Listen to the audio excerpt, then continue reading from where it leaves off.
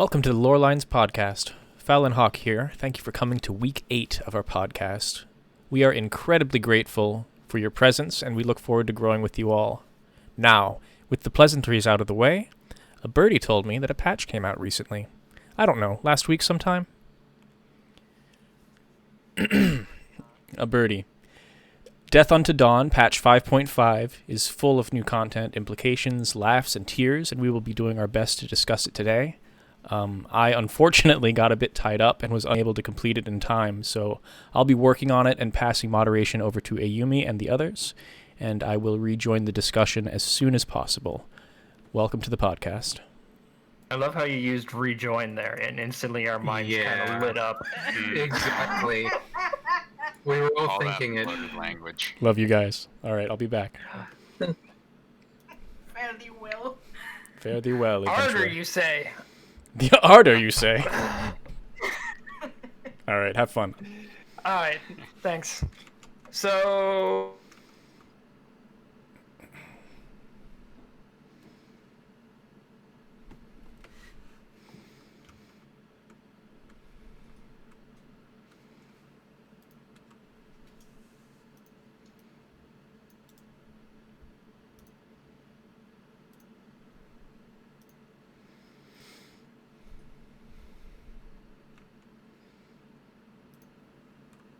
And they're not able to hear us Oh, right there we now. go.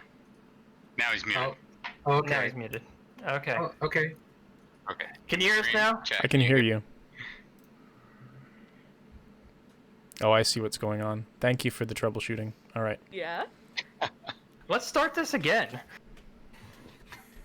So, 5.5 came out on Tuesday, and we've been looking forward to this patch for what, about 3-4 months now? And there have already been, we've already been speculating about it, for throwing out ideas, thinking that that we'd probably see a few things that would happen and didn't happen. So I'm going to start calling out, let's see, Bonnie, why don't you go first on what you saw in this patch and what you didn't see in this patch, what you would have liked to see. Where are you? I mean, I really just want more of the Asm crystal to pop up at this point. Or Vana. Never know. None of that was really there. Anytime we got mention of the Ascians, it was like, oh, about how terrible they are all of a sudden. So I was just mostly pouting this patch. I mean, it's meant to be just half a patch, so Yeah. can't really expect much. That is important to keep in mind. It is half a patch, so some of what we want might still be on offer. Meowth, what are your thoughts? At least impressions overall, before we get into detail. Without going into Oh, it's detail, probably not fair. I mostly scored at the in bingo card and but it's actually fine. No, That's going into detail. No. Well, Okay, I shut up. No, just what you were expecting, what you kind of got disappointed about. No, I wouldn't say I was disappointed. I know. I maybe expected more tragedy and dooms to happen, but now that we know that this first half it's not happening, I am even looking more forward for next part because it's going to 'Cause go I'm the down host. to hell. I mean, It sucks. So what I can do is this. If this is not happening this half, it's going to happen next half. Okay. Because it raises our expectations so high, and I don't want them to be cut. I just raised Final Fantasy. Just did that. I actually got a lot of what I wanted and expected out of the first half of this patch. I'm been expecting for a while now to try and wrap up a lot of the Emerson plot lines. So maybe these tribes they're not. Can you switch Final Fantasy? I can't troubleshoot to- this while I'm hosting. It's not smart. Specifically Final Fantasy? Yeah, change Final Fantasy to those speakers, and then you can turn off your headset. And now we're starting to get more of that information as well as building up to the second half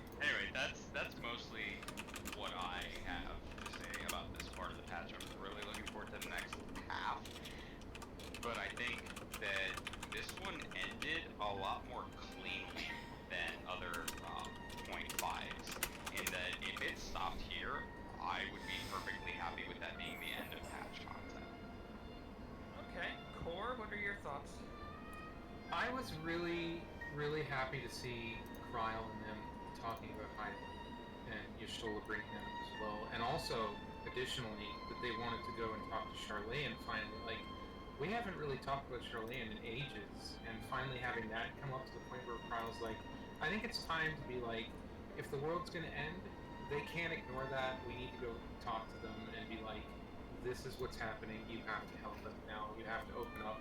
Even if it is just talking to a potato, I think the forum's going to be like, no, we're not going to help, even if it is the end of the world. We're going to record the end of the world, even if it takes us with it. Additionally, I'm definitely with Cope on that. The situation with definitely being happy with the patch overall, even if it ended here.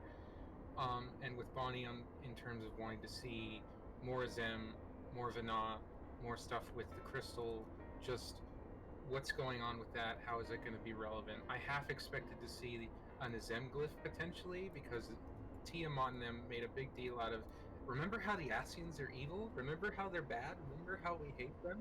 And then it's like, awkwardly like, well, that would be very bad if we were to have a glyph appear over our face at this exact moment, then wouldn't it?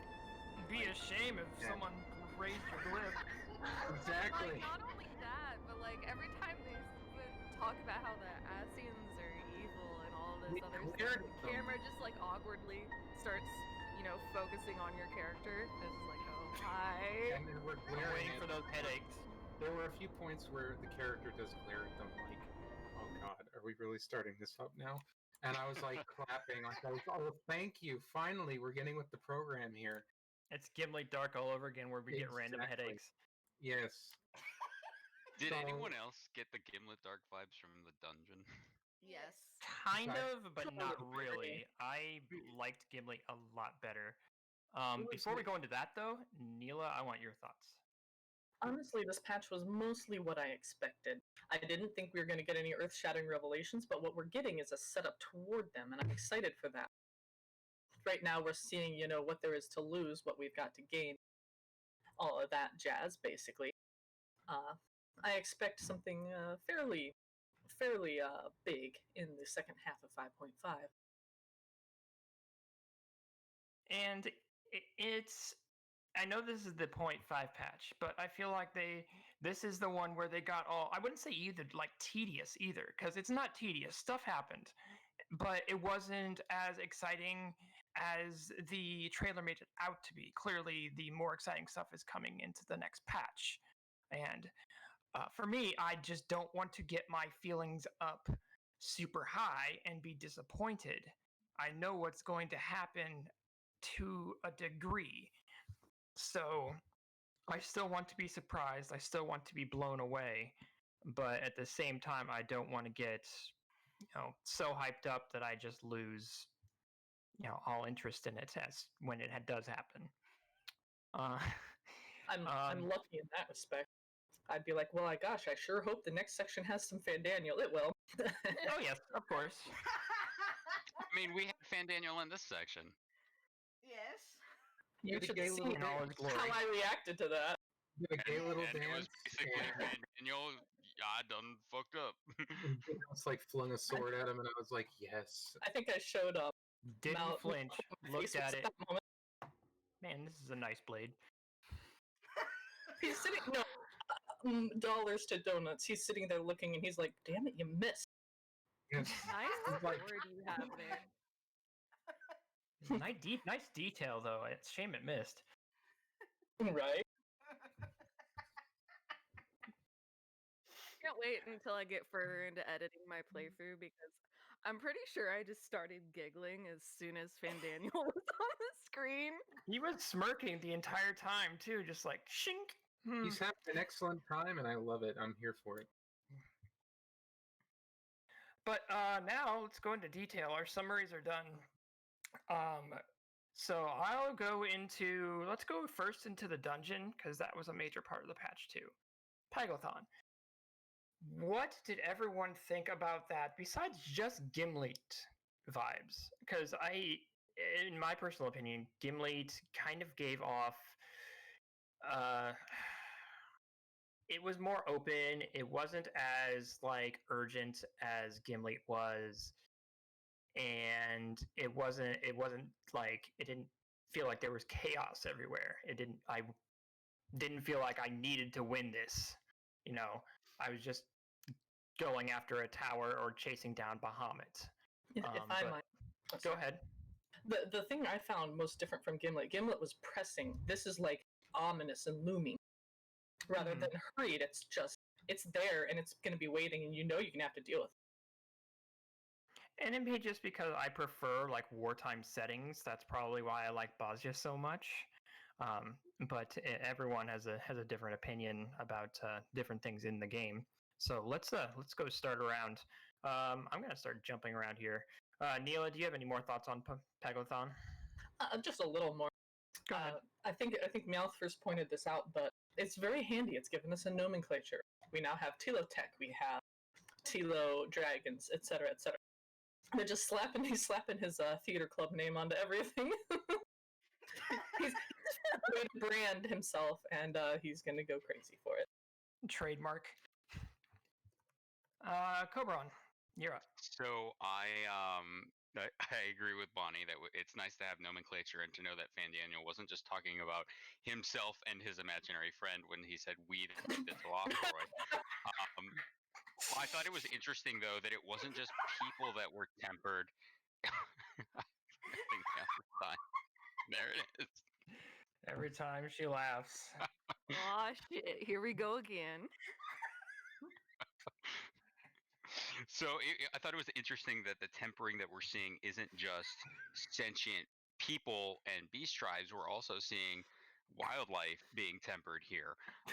So that's something that is relatively new.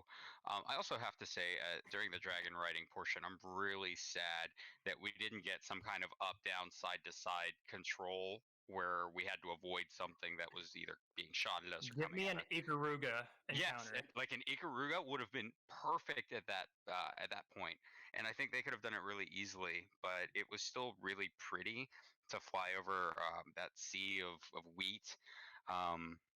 And finally getting to see what was in the tower was cool. But I do agree that there wasn't really the same sense of urgency or scale to Paglathan that Gimlet Dark had. And I really enjoyed that about Gimlet Dark. And when in Gimlet Dark, we got to see all the other NPCs there, and it made sense. Everyone was coming together to defend Eorzea and Alamigo. And here you've got Amaric and Lucia there in like the eastern part of southern Vainland, almost in the far background, and it's just kind of like they felt so out of place there that it was just kind of like why are they here? I mean, Lise isn't here, the brass blades aren't here, like why are they here when they could be just as easily tempered? Yeah. Core, what are your thoughts?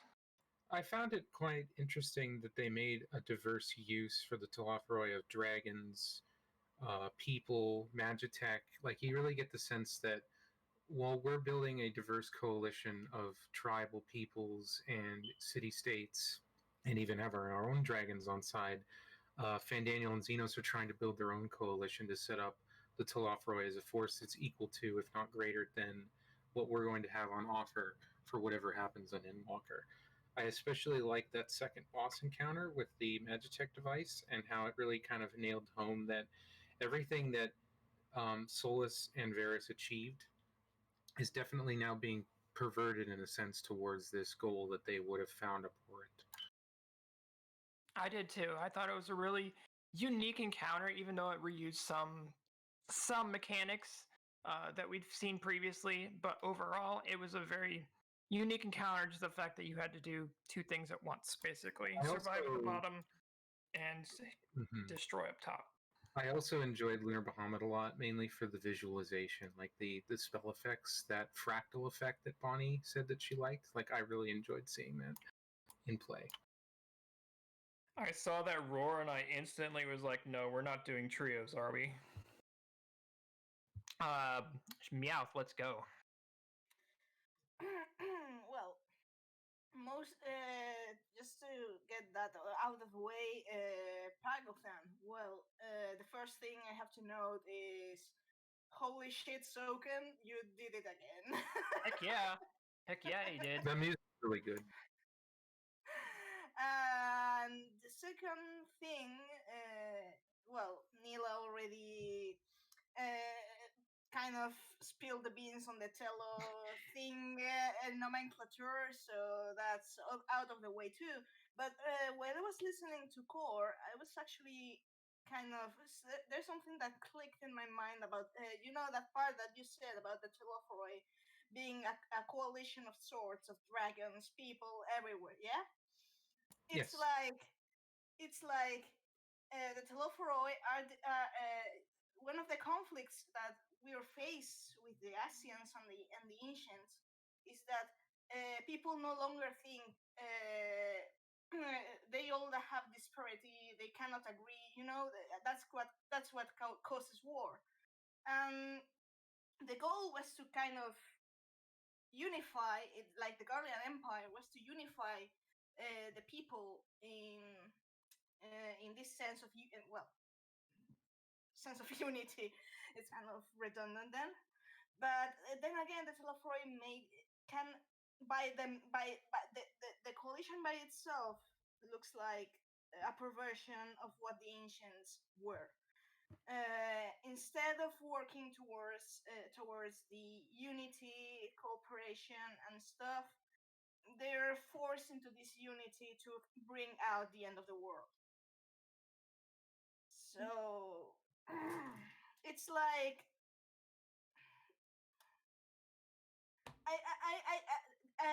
it's kind of difficult to elaborate right now because just clicked something in my brain. But that's something to I certainly have to think about. Okay. And the other thing, just another thing. It's while Gimlet Dark was certainly more action packed, the war times, the war-torn battlefield, I felt something Paddleton with the sunset and everything that felt like it's like an eerie feeling. This is going to be bad. I feel like if they had like a fire on the horizon accompanied by the tower, I feel like that would have added to it. Instead, we get a sunset and bunches of dragons. So it's symbolism, but I just feel like they could add a little bit more icing on that cake and just make people speculate a little bit more than just, there's lots of dragons, the Amalja are fighting back, so on and so forth. But I do want to move on to Bonnie's thoughts now, so go ahead. I actually like this dungeon better than Gimlet Dark. I mean, part of that's just biased because of the music. And the other part of it is biased because I like the looming atmosphere more than the war-torn atmosphere. That said, like, I do agree that there could have just been a little bit of something else to kind of drive the ominous atmosphere home, but I kind of feel like that's what the end of the dungeon cutscene was to do, with Alfie looking back at the tower. That's kind of where they put the rest of the ominous that vibe. And the cutscene afterwards. Yeah. So we'll get to that in a minute. I do think it's really weird that they decided to have Amaric and Lucia there, unless they're trying to be like, these are the only Grand Company leaders that actually want to get their hands dirty, which is entirely possible. And that leads me to my next thing. So we saw the meeting table. It was filled with the Alliance leaders. In the patch art, we see pretty much all of them except for a noticeably absent one, Hien. Hien is not there at the table. For what reason, we don't know. We could speculate back and forth all day, but regardless, he's part of the Alliance as well, so meeting about the towers should be a thing, right? You would think so, but also he is technically, the last time we saw him was at like the very, very, very, very beginning of the Bosnia content. So I kind of wonder if they have him like wrapped up in that technically. But Bosnia is oh Gosh, that's a ways from the east, though. A little ways from the east, anyways. I think when we met with him, it was still at the Doman Enclave before we go to Gangos for the first time. Because it was like really early. But I do wonder if they're dragging him into that. Yeah, Banana. Hingashi does not have towers. You're right. I think it's only Yangsha that has one. Isn't it in the east? Yeah, in Doma. The Ruby Sea doesn't have one, I don't think. Correct.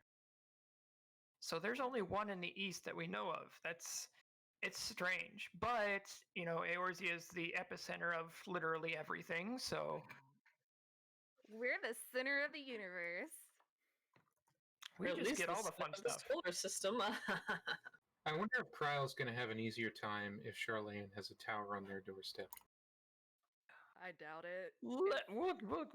We'll get to that. So during the meeting, they announced that when the scouts approached the towers, that they had heard some type of awful sound, and then they had turned into what they call tempered beings. Could be something different, but what we know, of course, from the cutscene previously, their eyes were blue. What we know of tempered creatures and tempered people, their eyes turn blue. So they said, "Glory be to Garlemald." What do you guys think of this ominous sound resonating from the towers?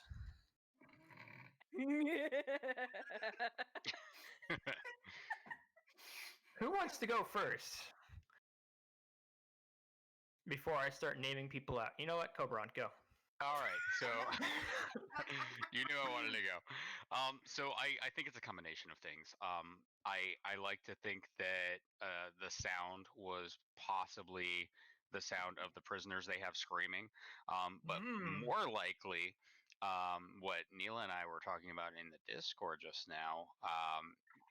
The impression I get is that Fandaniel is trying to artificially replicate the sound from the original Final Days. And as he gets closer and closer to the right frequency, we're going to be looking at it resonating and possibly waking up the original sound that will also become a factor in probably mid-game Endwalker. So, Neela, would you like to add to this?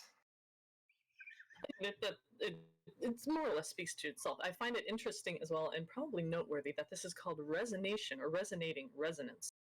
The resonant.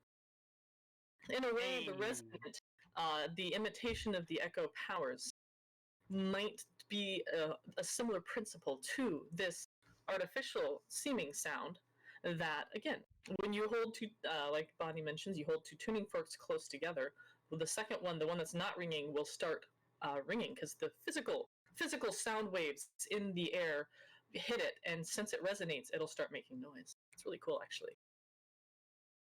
Let's see. Core, do you want to go ahead and go next?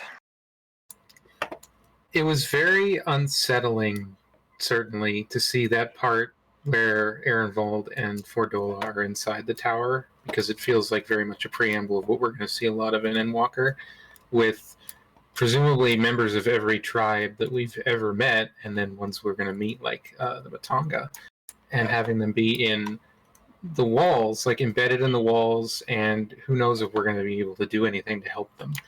And certainly I would tend to agree that it seems like Fandaniel's trying to use them for multiple purposes, but primarily to try and recreate the sound that originally occurred in the Final Days, and that he is getting closer to having the right frequency. But the primal angle was certainly interesting to see, with like Lunar Ifrit popping out as well. I wonder if those are intended to be more of a defense mechanism or like a multi-purpose. I think a few of you guys even had that on your bingo cards, that they were being used to power the towers, or that they were being used inside the towers in order to bring them about. Bonnie, I know you have thoughts on this, so let's hear them. Thoughts on which part? Because I have thoughts on everything. Of course. So let's go with like the tower and the sound part. I mean, as soon as they talked about the scouts hearing a roar as like the last thing they remember, I was like, I have a feeling that's not Bahamut, for one thing. But I do really get the impression that the purpose of the towers is more so to wake up the original sound. Because I don't know how many people have noticed it or seen any of the more detailed screenshots, but instead of being like a tower, which you would expect to just be kind of a rectangular or conical structure going up, the towers have 4 legs that they stand on that almost look like conduits going down into the ground. And we kind of see more of the conduit theme inside the tower in the cutscene after Paglethon, because it kind of looks like there's conduits connecting all the little diamond shapes where the Amalja are embedded into the tower. And when it summons Lunar Ifrit, we also see those kind of like vine-like, conduity, aether glow going through the floor. So I'm currently kind of thinking that the towers are interconnected, and their point of convergence is probably, you know, the big nasty tower that they talked about in Garlemald. Kefka's tower. Sorry. So, Meowth, what are your thoughts?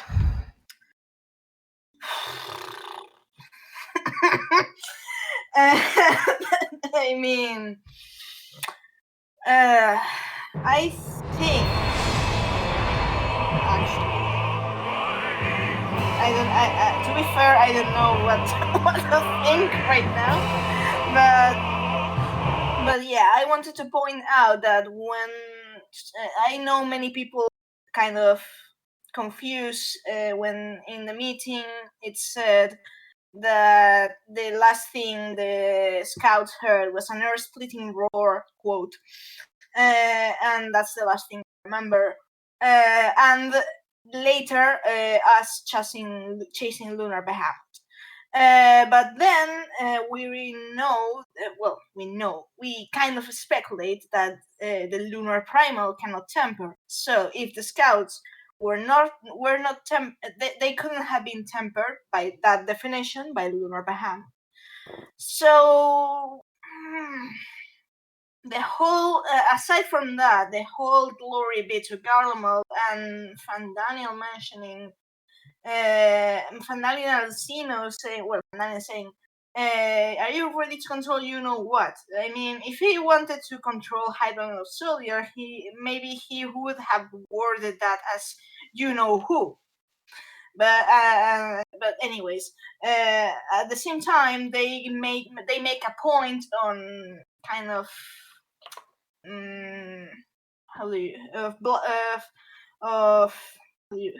boasting around that this nation was built for Asian ends is going to be the instrument of the final days, and all of that, coupled with Uri and German wondering that it's the first time a nation has been the subject of tampering, makes me think that they want to create a big ass Garlemald Primal, and that's actually the biggest middle. I mean, a Garlemald fucking Primal for the final days. That's a big ass middle finger to all of Emetzel's world. I mean, I will like create that. an empire of death. Still Kefka. Sorry. Coberon, you had something to add to this, I believe. There is a tinfoil hat theory that I believe you wanted to add. Yeah, so I've got my tinfoil hat on. I have very little basis for this except for some context clues that have been dropped regarding the Echo and the Ancients and where the Echo came from. We know the Echo is not a gift of Hydaelyn now ever since, I believe, 5.2. And I had this thought that the Echo is not a gift of Hydaelyn because it is a gift of the sound that was implanted in life on the planet long before the Ancients remembered it. So I like to think that that is something that ties the echo to the sound. I just think they're related. I think that the sound is kind of like a Lavos style entity that kind of developed life on the planet the way it wanted it to develop so that it could use it when it came to maturity. That's a very interesting point to bring up. So let's move on to... Oh, this is me trying to go over what all happened in this patch, by the way. Let's move on to Tiamat. The reappearance, and the rescue of Tiamat. How did you all react to this? Because we have not seen or spoken with Tiamat since close to the end of it was Heaven's Ward, but it was like the MSQ, not like the patches afterwards. The patches afterwards didn't even touch on Tiamat. So what are your thoughts on bringing Tiamat back into the MSQ now? Shadow, Meowth, let's go. Tiamat. I think there are 3 points mainly that I would want to bring out. One is that Tiamat, it's a kind of the way we actually motivate her to take action. You basically see the Scions goading her into hatred for the Asians, which I think is going to backfire badly. Because at the same, they're kind of fueling Tiamat with revenge thoughts. But anyways, that's never a good idea, especially if if things happen later. But then there's something interesting too. Tiamat speaks of the chance of making amends, and one of the points I don't actually told her that, but basically it was like, if you stay here, you basically can't do anything. You're just staying here, and you're being a prisoner of your own grief. If you want to change what's going on, you have to step up and do it yourself, which is actually an interesting point, which coupled with the third point, which is how we actually untemper Tiamat.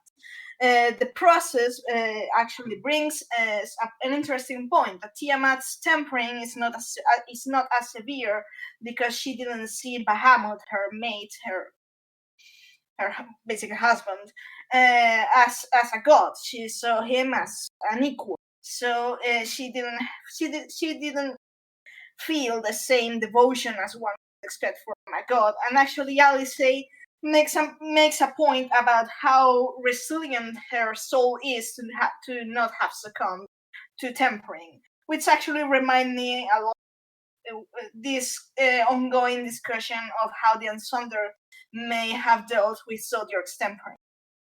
Aside from that, there's the whole thing about Tiamat, as she's being untempered, she's regaining more memories of her past life, and we actually encourage her to tell us about her story so she could actually refresh her memory, and that's how it works. I know some of the people of the crew think that's what we're going to do with Unsunder. I disagree, because the Unsunder as they are now, except maybe La Habrea, I would say they're mostly untempered, be it by Crystal Tower, be it by Livestream.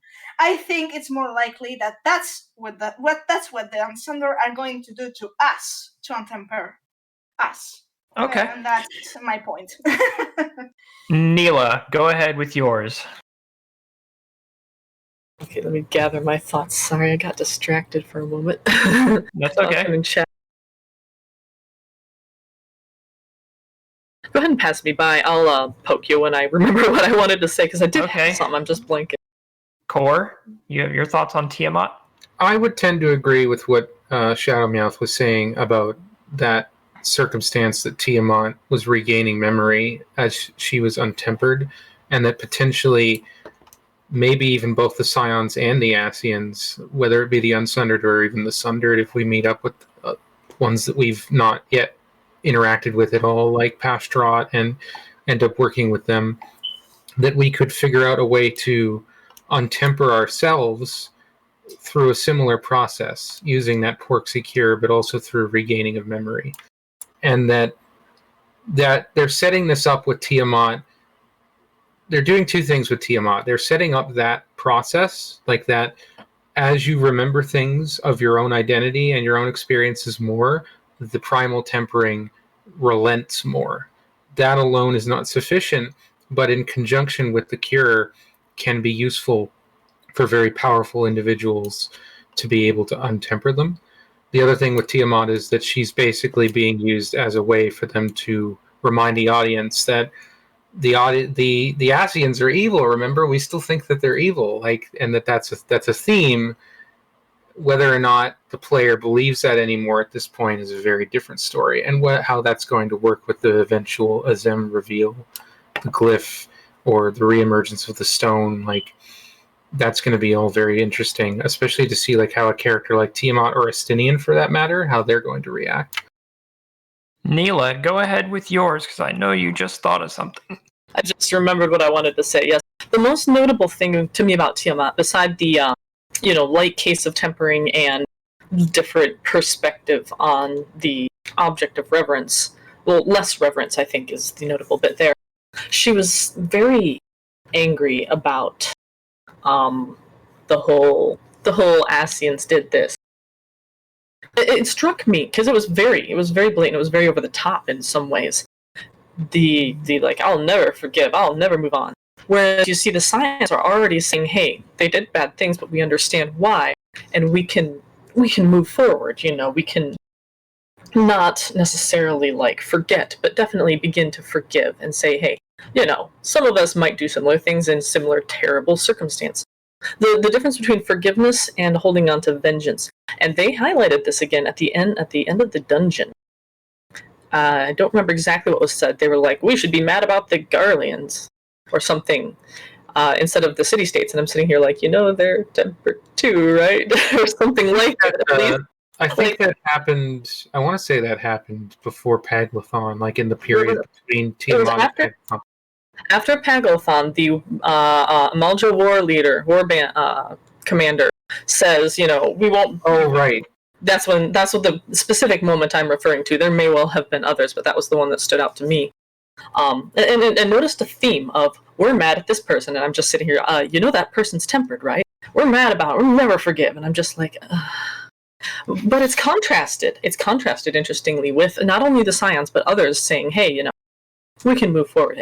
When we get into the weapons quests, I'll talk more about forgiveness, and you'll be sick of it by then. That's an entirely different beast. Exactly. I'm not going to go into it now, but forgiveness versus vengeance was a theme this patch, and it was even played out in Nier a little bit, too.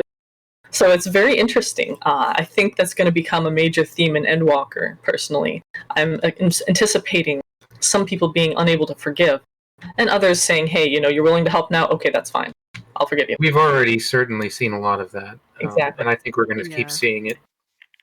Actually, if you don't mind a point on what Neela said, that's actually the point of Fordola's conscription.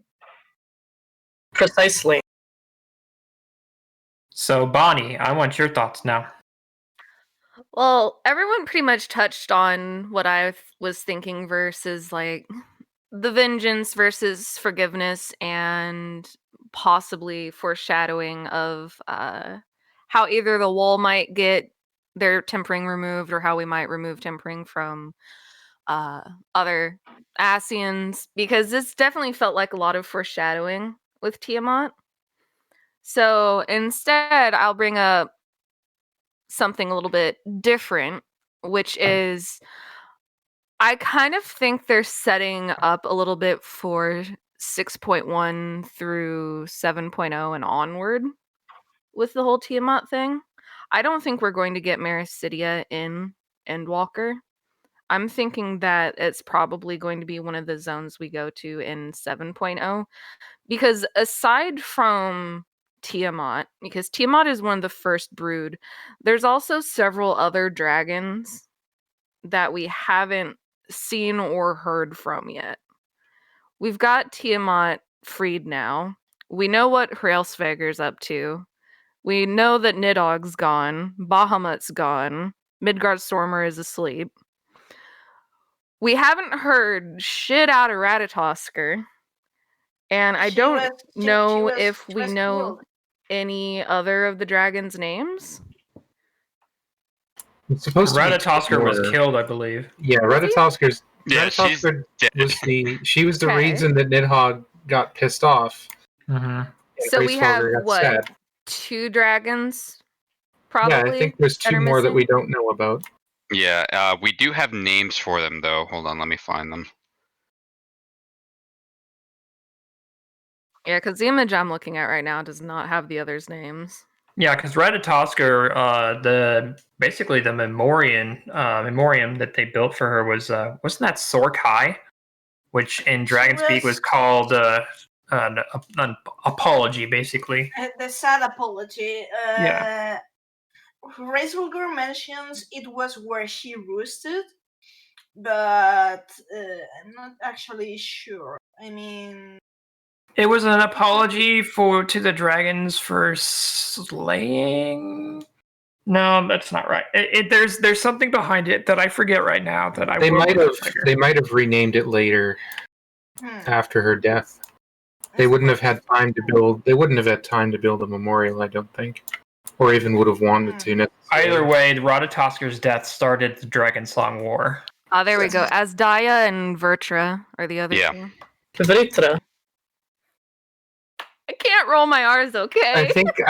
Aside from aside from the implication that they might have gone to the east, we don't know what the heck happened to them after the brood split up. Yep. Neela, I'm not Neela.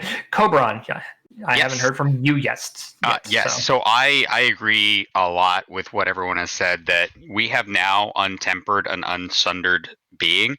If we kill another Ascian at this point, it is cold-blooded murder. As far as I'm concerned. Wow. Yeah, because now we have a way to confine them, trapping them in Auracite, and untempering them with the methodology that we employed against Tiamat.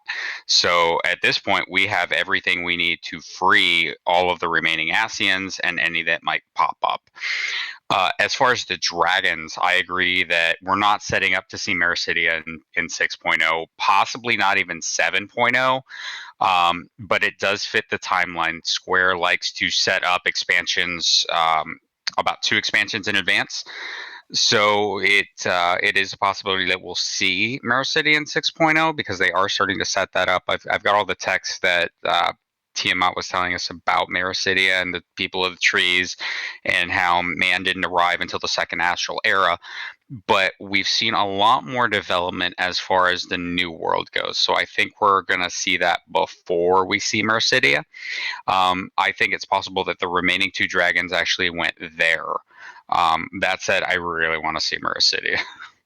Same here. I mean, we saw a part of it, at least, when our first glimpse of it, rather, when we went to Zervin, the Zervin fight. Mm-hmm. That was Mericidia during their war. Yep. So let's move on to the next bit, which is Estinian. I did not think that he would show up. He's not a trust yet, but I did not think that he would be joining us until Endwalker. Like his offer to join us at least until 5.55 or the beginning of Endwalker. So it was nice to see him get offered yet again by Kryl and Tatar to join, and then he's just finally giving in. So, Koran, what are your thoughts on that? I thought it was hysterical when they offered him, when they asked him to come to the Waking Sands. He was just like, if I say no, they're just going to track me down again. If you've ever read the short story where Kryle and Tataru tracked him down, it is hilarity. He hides out in like the gutters and sewers of Kugane, and they still find him. It's ridiculous. So he knows there's absolutely no point in avoiding them because they're just going to track him down no matter where he goes. I do think it's pretty awesome that he's finally officially a Scion. I know Yoshi P, right after Stormblood came out, or maybe it was right before, did acknowledge that Estinian is considered to be a Shadow Scion or a Dark Scion. And has been for some time now. So I'm glad to finally see him officially join the ranks of the Scions. And now I feel like going into Endwalker, we have all our party members, and now we're going to the final dungeon. So, Core, you're up next. I was very happy to see Estinian finally become a Scion. That was something I totally expected. Although I will say that, yeah, like you, I was thinking it wouldn't be until Endwalker. What I was wondering, though, is if Fordola is going to become a Scion, and if she was maybe on already the path towards becoming one, if she's maybe not already like a Dark Scion, like Cobran just intimated at. Another one that I'm kind of thinking is that it was very interesting to see him react the way that he did in all of the scenes that we saw him in. Like I think he's kind of adjusting to the reality of being a Scion, and realizing a lot of things that he doesn't know about the world. He's got personality now. He's got personality now, but he's also gradually becoming more worldly. He's exiting the Ishgardian mindset, or even the mindset of being the Azure Dragoon only, and learning about the dragons. Like, that's kind of his wheelhouse, and now he's learning about like Ascian things more, and Allegan things more, and Kryle and Tataru having him in debt for tea and things like that. Like, he's realizing what it means to be a Scion in every way. This is how you hold the cup. And this is how they kick your butt if you ever buy a sword for way too much. Or in his case, perhaps a pole arm. Neela, go ahead. It was exciting to see Estinian. Personally, I'm like, there's only room for one Dragoon in this party, but that's not true. He can give me Tether or else. I'll be interested to see how they put him into trusts, how often he'll... Because I've noticed that, when you first come up to a dungeon, you've got the people who can go into the trust with you. This time it was basically everyone, but it hasn't always been the case. I'm thinking specifically of Matoya's Relict, where you show up with a handful of Scions, including our all-rounder Graha, so that you can run it, but it doesn't have the full party. I wonder how often he'll be there, if he'll often sneak off on his own whenever he can, or do more solo type of work, because that is something he's good at. I was also actually really impressed with how well he worked with Tiamat. For her not... Well, the last time she would have been free, she would have been quite upset at men, I suspect, because of the whole, fighting back and forth thing, and then, yeah. Interpreted and then there was that bit with Alice. I interpreted that bit with Nidhogg with Estinian and Tiamat as Tiamat maybe recognizing a little hint of Nidhogg in him, that he's almost like continuity of Nidhogg in some respects now, and that he's learned a lot too. Yeah, I have to agree. Well, he mentioned that he feels Nidhogg's emotions, and obviously they're bound, but I do agree that she probably could recognize a degree of that, possibly more. We don't know if dragons have a thing like soul sight, but she might have been like, man, you remind me a lot of my brother. So, Meowth, why don't you go ahead? I think it was like a Estinian. It was actually really interesting to have him around and be a proper dragon rider. Like dragoons are typically the classic dragoon. That was actually fine. I found something really heartwarming, and that's probably my kind of broken ship heart when he mentioned when he asks us about Van Daniel and whatever the reply we give him, he makes the point that he learned that it's possible to understand your enemy, and goes to mention Isel. And I kind of recall that comment that Alfinod made at the end of Heaven's Word when we reach Azizla, and Alfinod mourns that he says she would have been a great scion. And now Estinian, who's by the way our dragoon armor in one of the I think is Tales from the Storm. It's revealed that he named his armor Ice Hot. He's joining the science, and it's kind of, well, Isel couldn't do it, but Estinian can. Right. I mean, I actually enjoy it. And I think even though he's mellowing a bit, he's not just the angry dragoon that only knows how to snarl. I think he's the very, very healthy and much needed dose of realism for the science.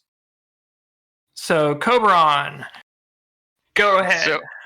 So I actually forgot something I wanted to mention, and I feel like they're doing a lot more to try and humanize Estinian instead of just making him this superhuman, infallible dragoon. The scene where he mistook Alice for Alphino was amazing. I think everybody loved that. And to see him just like make that kind of mistake that, we can tell them apart easily. It really did a lot to, I think, bring him down to a level where a lot of people could connect with him. And I think they did a lot to kind of good way. It was a good way to bring him back into the story. It was, and I'm so happy I cosplayed it now. I've always liked Estinian, but I mean, I love him now. I felt Estinian when Alice was basically yelling at him, and then Graham went full fanboy mode, and Estinian looks at the Warrior of Light like, what the ever loving hell? I walk into it, and I was like, I feel it. Now I say Shirley definitely brought him down to Shoryuken level, though. I was expecting to just go him straight into punching him. I was expecting her to LB2 him. Yes, she is so LB happy. Go LB3 so we can't see the screen, and then we just see a dead Estinian after that. She's a red mage. He'd pull through probably. What are you doing? Mess up his armor again. Okay, so this last part that we'll go in for the MSQ, this is the last part of the MSQ. Let's go into the last scene. And this will be two parts. One, Charlian. Two, Xenos and Fandaniel. So let's start with Charlian. Part 3 there for Heidelin. I figured Charlie and Heidelin sort of fit together. But Charlian and Heidelin, because those were both in the same retrospect. So Neela, you're up. Aw, you're thinking of me. I was actually very interested in how they discussed Heidelin. I actually debated back and forth because it has that little choice there. It was like, well, you heard her on the first, but I was like, it's just the answering machine. I don't know if it counts. And the first time we've really conversed, or the last rather time we really conversed with her was indeed back in post Heaven's Word. I had to pause and think too. Like, did she really? No. It's been a while, yeah. So and that's very interesting, and possibly the fact that they're bringing it up there then and in this context seems not at all coincidental. Like it's going to be relevant soon. Like either Heidelin's weakening, and she can no longer communicate, or losing her word made her basically incapable of speaking, or she's now like, yeah, you're not Warrior of Lighty enough, you're too balanced. Nah. I'm curious. I'm very curious to see where it's going. You know, I want my crystals of darkness, damn it. You're too elitist for me. I can't help it. So I found that scene interesting, and I'm very excited to see how they're going to follow up on it. But unsurprisingly, for me, the absolute highlight of the whole thing was the Xenos and Fandaniel scene. Seeing the all the weapons there, I'm like, oh, I know that one. That's the I know that lance. Hey, that's the lance I'm using right now. The Crypt Lurker lance was in there. I was like, hell yeah. Give me my Drew lance. my Dark Knight sword, and I gotta say that's how I feel about current Dark Knight. I just want to throw it. Bonnie, go ahead. Whereas I saw him pick up the Dark Knight sword, and I was like, damn, I need to put that on my glamour plate again. I had that One for of the my longest favorite time. Dark Knight swords. There's not a lot of Dark Knight ones that look like katanas, so of course I had to squirrel that one away. It's a very nice sword. There were a few like that. And he threw it at my very favorite character, which was great too. Reaction. Well, first off, his entire dance through the swords thing was an absolute joy. But It was. one thing that really stuck out to me. I was gonna say we'll stick with Charlene first, Charlene and Highland first, and then we'll go from there. Yep. So, did you want to add to the Charlene Heidelin thing? I think I pretty well covered what I wanted with that. Okay. Bonnie, you're up. So, if they have a tower on the shores of Charlene, I kind of suspect that Crow might get over there and just immediately be tempered or discover that everyone is already tempered. Because have y'all looked at Charlene on the map? It is small. Tiny island. It's very small. And it is isolated as hell. Yeah, so if there's a tower over there, greatly concerned. You can't just paddle your way over to another shore. That's a long boat trip too. Yeah. Oh no, so it's like Charlene being entirely tempered?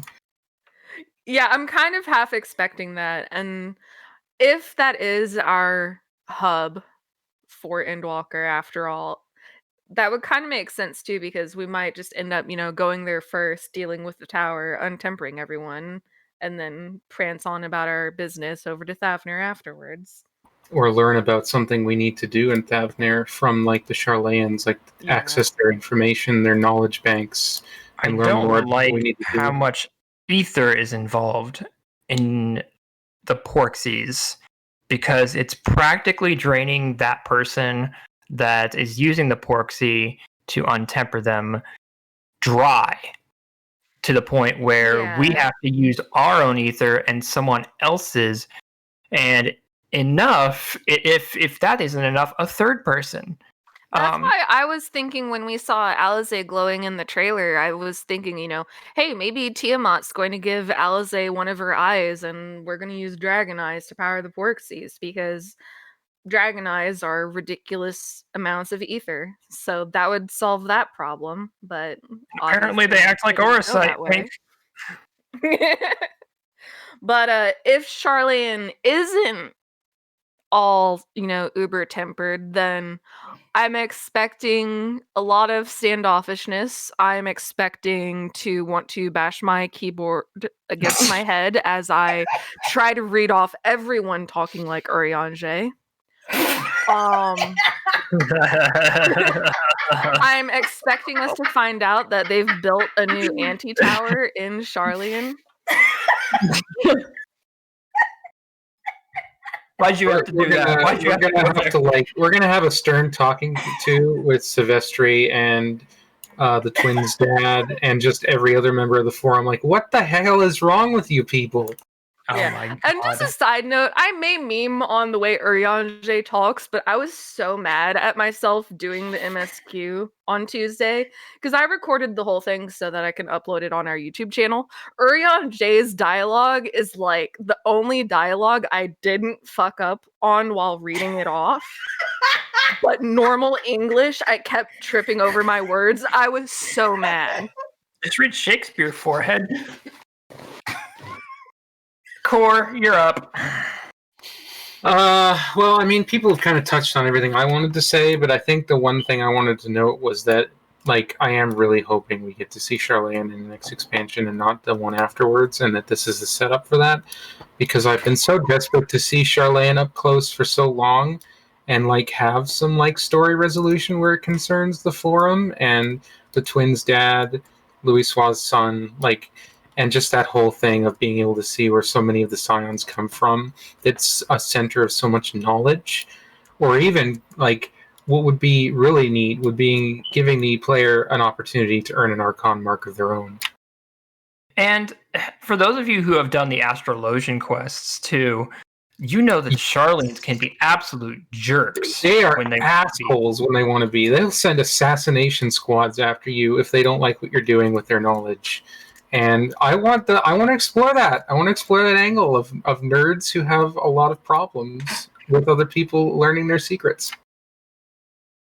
Breaking out of the whole we don't want to get involved with any personal affairs thing. Well, maybe now it's time because you have a tower on your island. The final thing, interesting too, honestly. It's like, oh, we worship Hydaelyn, and Hydaelyn is, depicted as this benevolent deity, basically, and then Charlatan assassins, and. Yeah, like they really do give you the impression that they don't really, like they say one thing, but they really think another.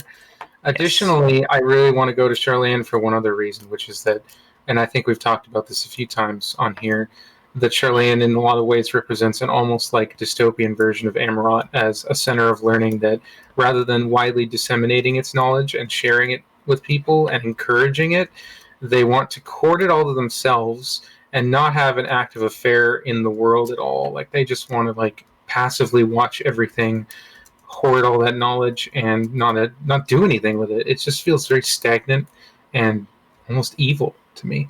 I want to see that up close.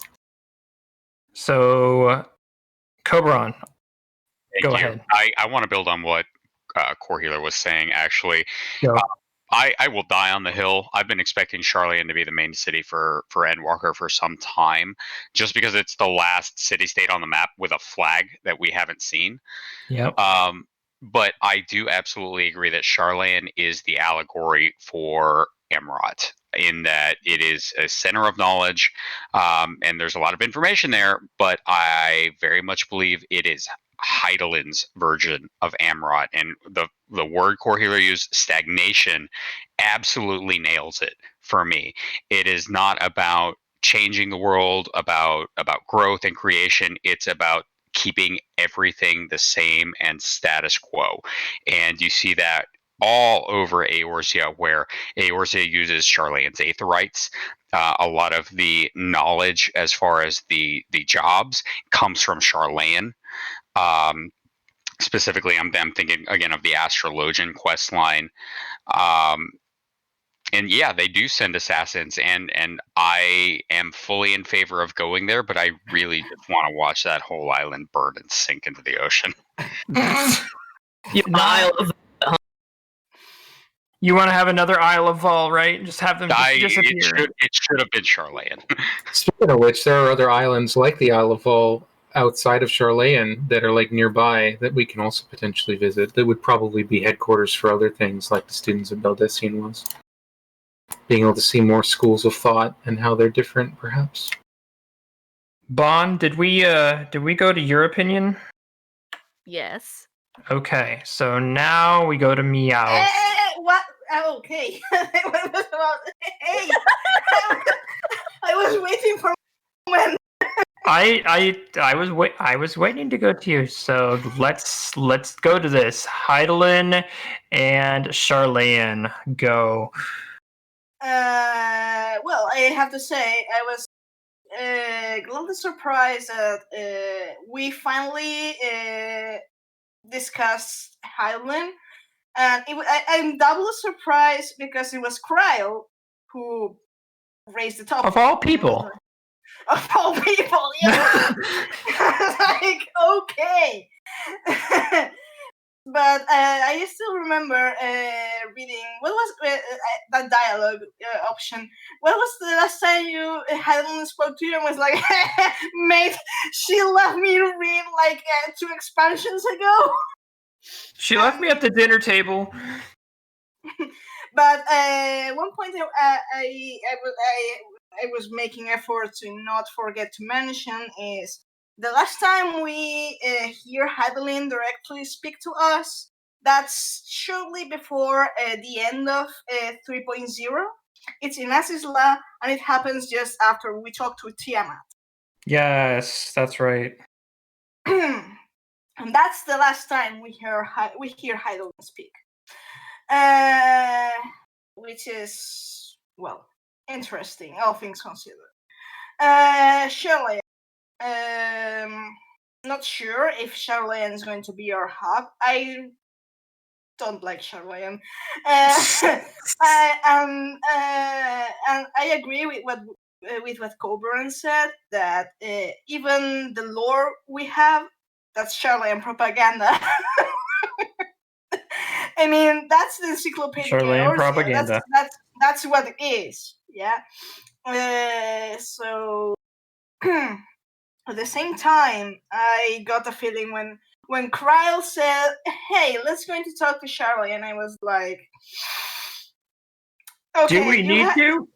No, it was like, okay, you had a really good,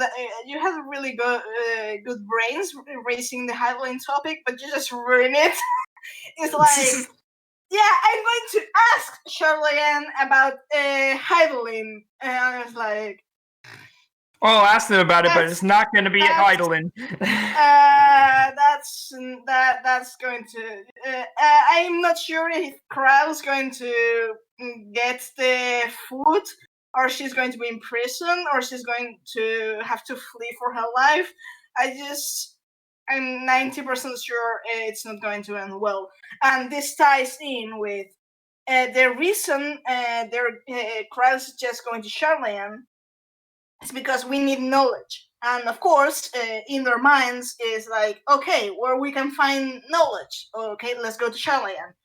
But if Krell gets the boot and it's like, nope, then which source remains for the science to get information? That's the ancients. We're going to go need to untemper a Sundered Ascian somewhere and ask them nicely to help us. Nicely.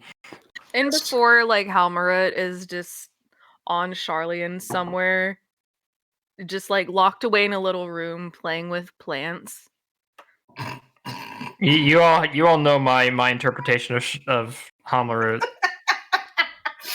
I'm That's surprised. just like your opinion, man. Yeah. I mean, he loves plants, and he wants his rug back. Or I could see, like, them keeping Pasturat as, like, a war criminal or something. Because I feel like the Charlians would want to wring information out of Ascians if they could. And I mean, Gaius apparently manages to do that, so yeah. surely they can manage since they like are the ones that were developing Arasite. Yeah. He's just walking around the halls in his slippers and Or in that new Peace Silver outfit. I'm actually surprised that he didn't take over Saint Lucian's Arboretum. Maybe he It's did. never too late. Maybe he never, did. yeah.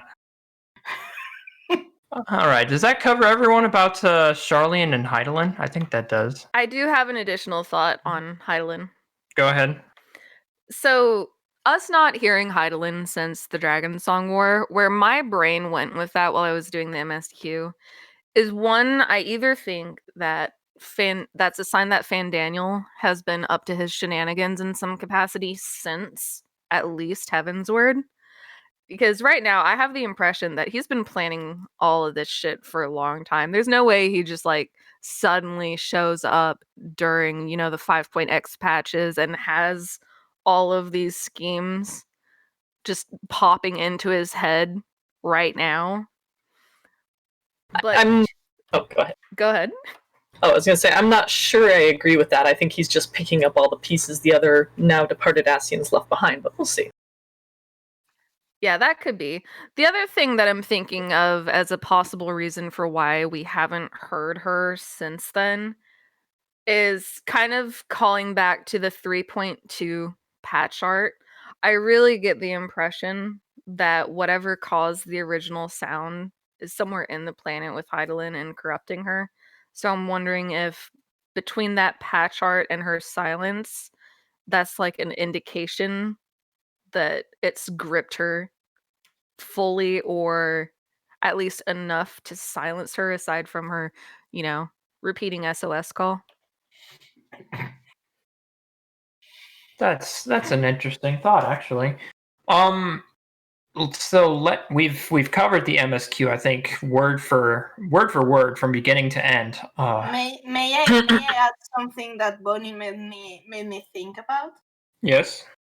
The repeated quotes time-frame broadcast. I mean, that's pretty much what the towers are doing. Just saying. Broadcast doesn't temper. It's after you awaken to the echo, you are now capable of hearing this continual broadcast. Yeah, but you understand the principle. It's like much like the lunar primals themselves, it's backwards, and that means something. Because they don't temper the things that make them do. Yeah. No, but the towers. No, but the towers are indeed tempering people to Garlemald. The primals aren't tempering. This is backwards.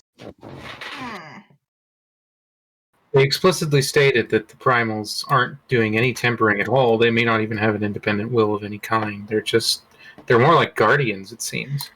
Well, one has to point out that it was with Neil. I think Neela that I pointed out that primal the fact that we're calling them lunar primals is it's a bit of is creating misconceptions, because in Pagelthan we learn of the true epithet for lunar Bahamut, and that's the Teletherium. That literally means beast of the end. So calling them a lunar primal is a way to save it's a way to save time, I guess, but it's not exactly what they're not exactly your usual primal, you know? So that's why I prefer getting used to call them Telotheria. So I'm going to let Bonnie take the reins because she has something to add to an earlier point. Go ahead. Yeah, so going back to Pagelthon, I don't know how many people notice this when fighting and killing Lunar Bahamut, but when we get the cutscene after killing him and he starts dissipating, he dissipates in a very distinct etheric purple color. And this, I think, is the first and only time thus far in the game where we've seen anything dissipate in a color other than blue. This is true, actually. Returning back to Papa Zodiark, I guess?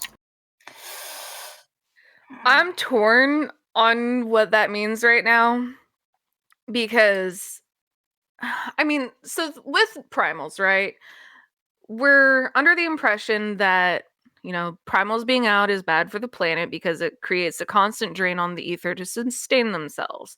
And one would think that by defeating a primal, that ether then returns to the planet and Heidelin by extension. But we see her continuously weakening instead of growing stronger when we kill primals. So I'm not convinced that killing the Teletherium is actually going to strengthen Zodiark. If anything, I'm more inclined to think that the ether is going to get sucked into the towers and rerouted somewhere. So it's almost like Fandaniel is playing into our hands, essentially, or vice versa, rather, that by making these things into primals that threaten people and cities and everything, because we were talking in Discord earlier, like, it seems like killing the Teletherium may be all to his plan. I think, personally, I think they have intentionally withheld some very key pieces of the puzzle, and that's why we're sitting here like, it could be this, it could be that. I have a feeling we're going to find out soon, but I'm also very interested in what possibilities there are. So I'm going to go ahead and move on to this next bit because we're running short on time here to move into Whirlit too. So I would like to move on to the Xenos weapon scene and get that one out of the way. So Meowth, I'm going to let you start for this one. Well, Xenos on his overstuffed glamour dresser. Oh my god. I mean, that's what my downward dresser looks like. Yeah. It's no. I think the whole. Besides, I was actually not trying to laugh too loudly at Van Daniel's absolute no fucks given. That was perfect. Absolutely perfect. Yes. There's two things I would like to point. One is that they're absolutely mocking openly the concept of Garlemald mode. And, well, you know my opinion on that. It's like we're going to... it's the whole Final Days 2.0 is a fuck you to the work of the Thuran Sounder and the Essence in general, and the Convocation and Zodiac and everything. But using Garo mode specifically for that purpose, that's like the middle finger directly aimed at the Metzog. So yeah, that's complicated. And I, for one, I'm sure the Warrior of Light is not going to like that. Of course not. But, so, well, anyways, Xenos. There's the thing with his chosen weapon that we don't really get to see. It sounds heavy. Sounds heavy. I would argue that a scythe shouldn't actually make that noise if you pick it up, but anyways, I mean, I thought so as well. It's just a sound effect. It could be just a way to indicate that he's picked up the weapon. You know, they're not going to plaster how exactly a scythe sounds, you know. But still, there's an interesting point that Van Daniel, I think it's in Japanese, that he says, well, it's kind of an archaic weapon, but I think it works. And the point that he goes to underline that it's an archaic weapon, it's actually interesting, because if we get a Reaper class or a Scythe user, that I actually see it's very possible, that's kind of setting the standard that those who use this thing in battle, that's a really old weapon. Which makes me wonder who is going to be our mentor for this job, actually. Is there a clan of Reapers somewhere? Reapers, they're closely aligned to death stuff. That's kind of interesting. Yeah. I mean, that's kind of forgetting the whole thing about Xenos, because in that scene, they're pretty much deciding that they're going to turn Garlemald into blah, blah, blah. But I think the implication of the weapon, that's something I really like. Also, the whole vibe is that Van Daniel is playing with Xenos and doing whatever the fuck he wants with him. It's like Xenos is. I get the feeling he's going to be badly Emperor Gestalt. Yeah. Let's move on to core next. Go ahead. That kind of summed up my thoughts on it in particular, but the one thing I just want to say again is just how delightful it is to see Van Daniel on the screen. Every patch, I come to care more about him and love seeing his just jovial attitude about everything, including what Neela said not that long ago of he wanted that sword to go through his face. He doesn't care at all if he dies. That's exactly what he wants.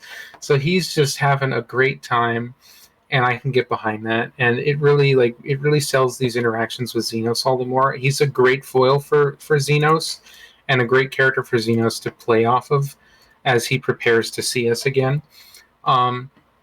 My other thing with that whole scene was it did give me the impression that while he may be picking up the pieces that he's been left by the other Asians in terms of enacting his plan, I do tend to think that he was probably planning at least the broad strokes of this thing long in advance of actually having been able to be given the opportunity with the Unsundered's death to actually go out and do it. Okay, moving on to Neela, because I know you've got a lot to talk about this scene. I'm going to start by playing off of what Cor said.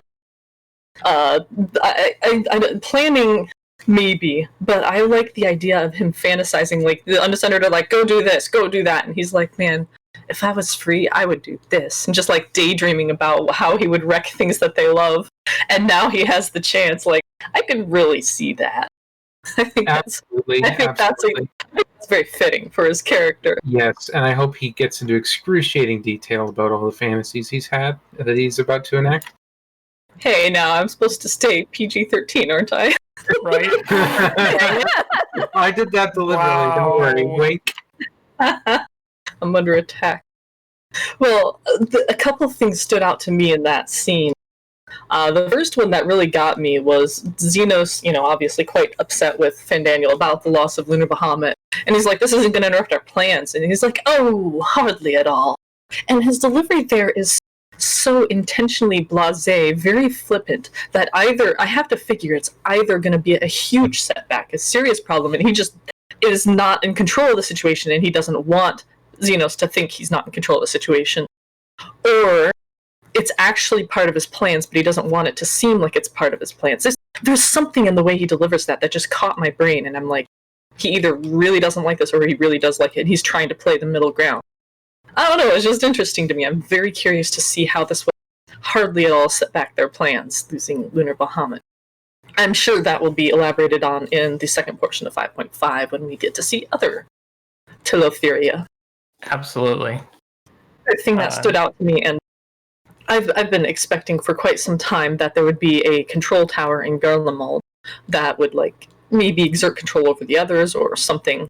My original theory was that it would control the smaller towers, but now I'm not sure that's necessary. We'll see. But whatever structure that Thancred comments on, I'm wondering if that's you-know-what, or if something else is you-know-what.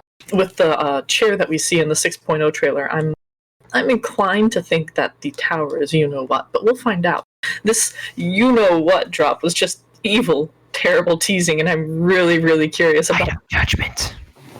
I'm convinced. I personally don't think the Kefka analogs are going to go quite that far, but I'm willing to be wrong. I'm just saying, World of Ruin coming at the end of May. I mean, it's hard to view an actively apocalyptic world as much as anything beyond that. That's fair. I'm unconvinced that Xenos will get the Gestalt treatment. I think he's very smart, and while he's not in complete control, I think Fandaniel's desire to end the world, possibly to prevent the cycle of rebirth, tinfoil on, I think he wants to end the cycle of rebirth so he doesn't get reborn after he dies. I think his desire to do that will overrule any craving for power. It will happen, Tara. It will. Can I just say quickly, I had a thought when Ayumi brought up World of Ruin. If they were to do that at the end of May, after the conclusion of this part of the patch, like stuff, like that second part, would it be then that they might like surprise us with some kind of like, from now until Endwalker, there are going to be all these new fates and all these new new things that are going on that are related to the end of the world now happening, and you need to fight the end to like make time for the Scions to do XYZ to prepare for Endwalker's start, and just like spring that on us, and that like the end of the world is now actively going on, and we have to work our butts off. They can do that. Not again. I mean, they have phasing between areas. They can do that. Exactly. They can just like totally set everything on fire, and there's red monsters running around, and everybody's dying, and we have to fucking put out Hi Dalamud 2.0. Like, guess what? Now you're going to be busier than ever while we're waiting for the expansion. Have fun. It's 1.0 again.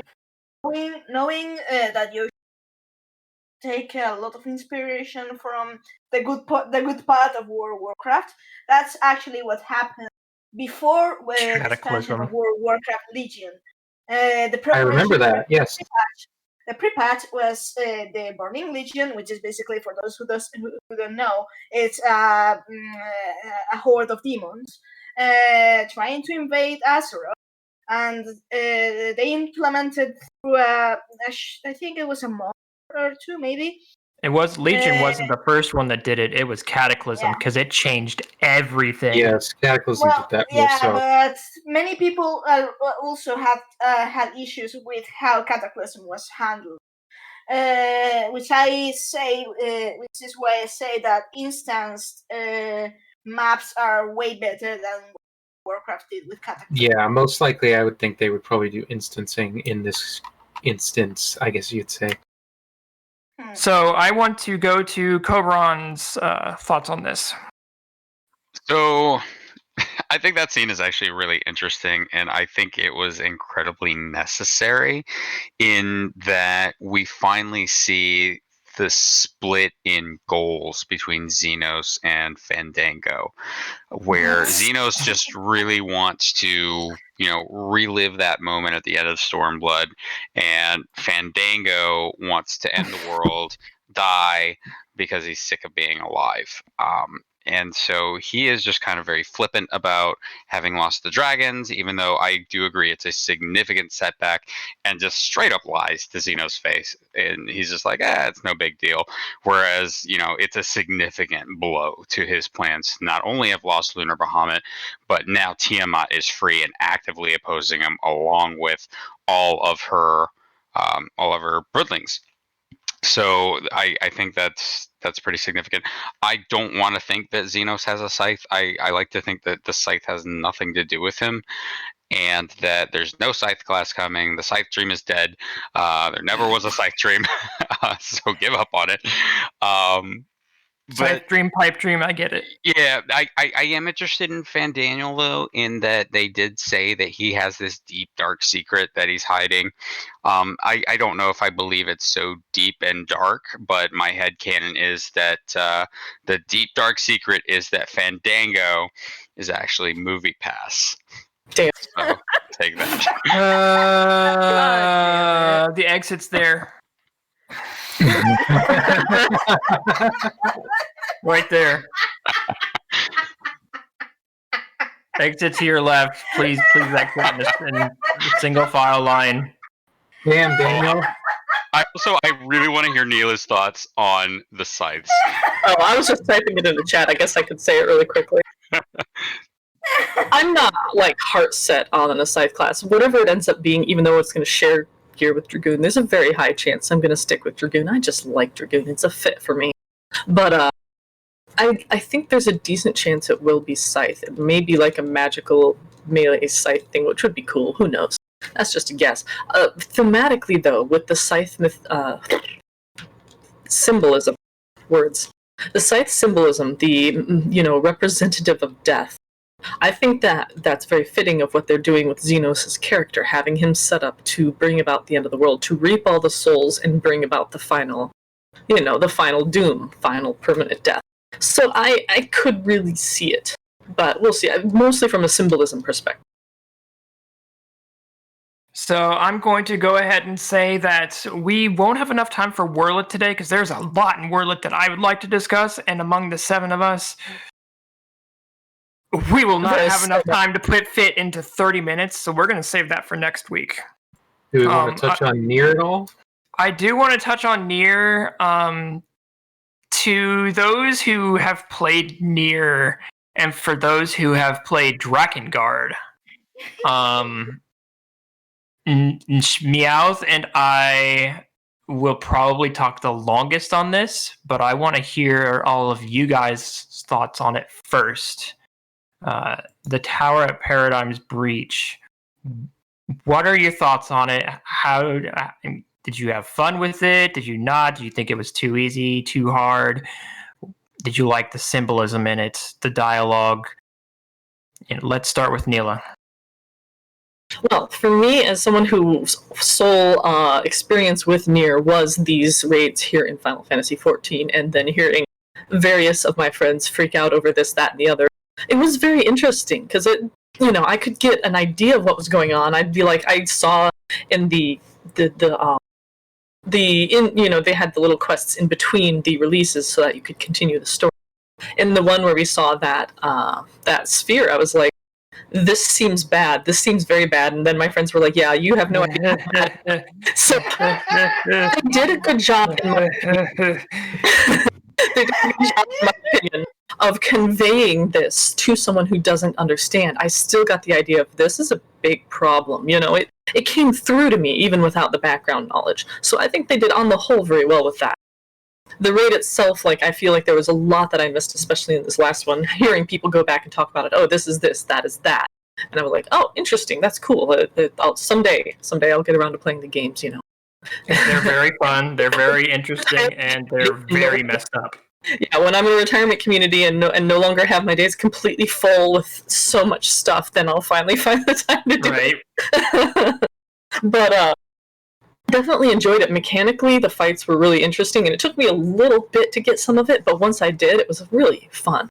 So, from the outsider perspective, very enjoyable, very interesting, and I liked what the quests were talking about afterwards. I mentioned before the forgiveness.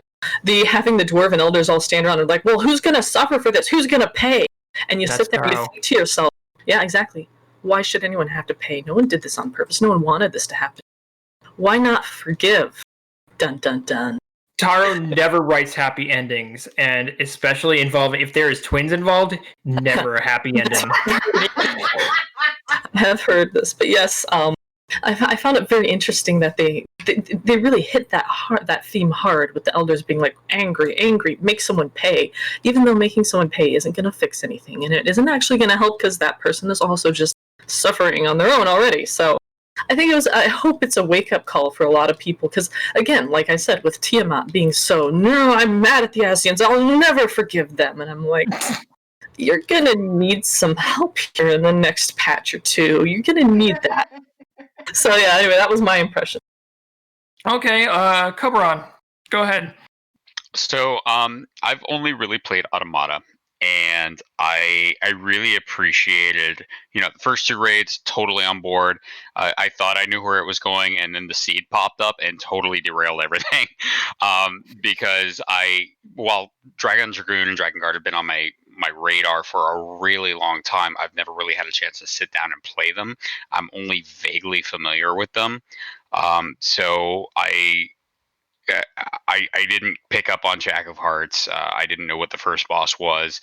I did recognize the hexadecimal, and I was like, someone should probably translate that, which it was translated. I don't know if you guys saw.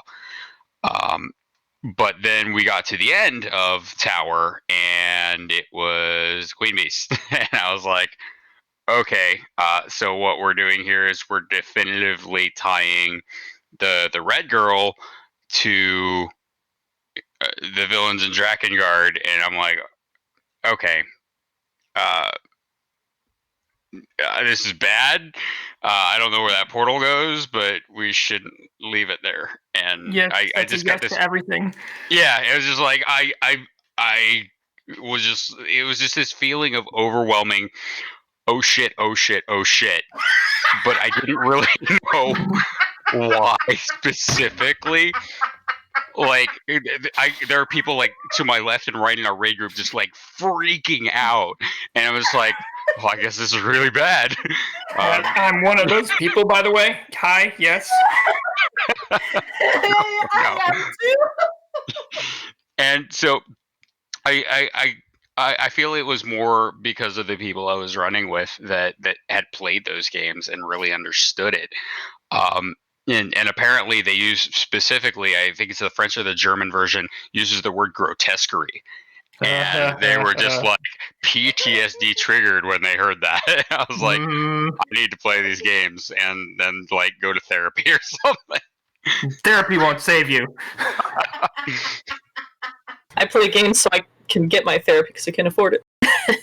Core, go ahead.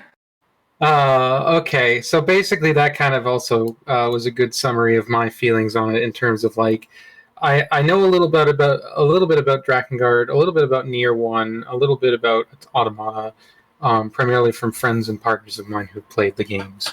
So I got an inkling of how screwed up this whole thing was and why people were freaking out. And certainly it's a lot more on my radar now to pick these games up and give them a try. in terms of the raids themselves, mechanically, I enjoyed them for the most part. Although I would say that, especially on the Red Girl fight, the third one, there's a lot of disorientating visual effects that I found to be perhaps a bit way too much, like, excessive, particularly for people who have epilepsy issues. Like, I think that might be on the too far angle of effects that they could have added to a raid series, and I would have maybe had them pull it back, and maybe they really should do that afterwards, because I feel like a lot of people in that sense aren't able to play it and enjoy it as much because of that, like, extreme level of disorientation. But I could just be wrong. Like, I'm not certain. It depends. Like, I mean, as a person who has epilepsy, there are certain triggers depending on what your trigger is, whether it's disorientation, whether it's flashing lights, whether it's, other things. I mean, even I didn't, like, I don't have those issues, but even I had a bit of disorientation for the AoE attacks where she, like, screams and then the room and the screen just sort of shakes and disintegrates into particles and bits, computer bits, and it's like I can't really orient myself at that point, and it just there's a lot going on. There's a lot going on in those fights, and while it can be good to some extent, especially the first boss and the fourth one, I enjoyed a lot for that reason. They could have done to tone that down a bit. In terms of story, I always found the dwarf stuff very well written. I liked the thematic callbacks to both what I've read about Nier, but also what I've seen from Shadowbringers, especially themes of memory, themes of forgiveness. I really found it amusing that the final boss was in what looked to be downtown Tokyo and was very much like, this is a place that is all about memory. It's a city of memory. Where have I seen that before? And just being like, oh, that's a really interesting little tie-in. Like, that they're not only giving these Nier players, like, PTSD, they're giving us players a 14. We think it's from Nier. It's not just from Nier. And I'm like, let me know. No. I would have gladly flung myself off that tower if it meant getting away from that queen. And it's just like they did a lot of really interesting tie-ins between the two. And I actually felt like some of the criticisms I've seen of the Nier like crossover raids is that it doesn't really fit the setting, and I don't think that that's true at all. I think that it's maybe not entirely fitting to the setting, but it definitely makes enough of an effort and does enough good writing and thematic cohesion, like callbacks, that it still makes for a good fit for the Final Fantasy universe, like for Final Fantasy XIV specifically. And I don't think I'll ever stop giggling at how amusing it is now that Calusia now has a space station in flames in a crater just over the mountain there that used to be in orbit around Earth. Like, that's just there now, and you can wander around in it, and it was full of killer androids, and it's just like, that's pretty neat, that's pretty cool. Like, it's a funny little thing. I'm glad that they did this raid series, and it has made me more interested in trying those games out, so I can also get PTSD and then return to 14 for therapy. So, Bonnie, I want you to go ahead with this before Meowth and I fanboy fangirl over it. All right. I don't have too many thoughts on it because I haven't played or watched much of any of the Nier games or Drakengard games. I did enjoy the heck out of the music and the fights, though. I also find it interesting how the way they decided to do this story really echoes a lot of 14's own story, this expansion. That had me raising eyebrows quite a few times. And then aside from that, it was mostly just me screaming when I got the Square Enix building thrown at me because I didn't see it down there. I saw that coming at the last second, and it murdered half our raid group, and we were all screaming about it. And then we all realized there's the Square Enix logo on that. They just dropped their own office building. Was it really? I didn't notice that. Yeah. It's so Oh my god. The logo, holy cow. Yep, it's there. Yeah, so In the I top did right it corner. on Dark Knight, and we'd been having some tank problems like the entire run. And I was like just trying to do my thing, and then I see people running to the sides, and I'm like, oh, that's weird.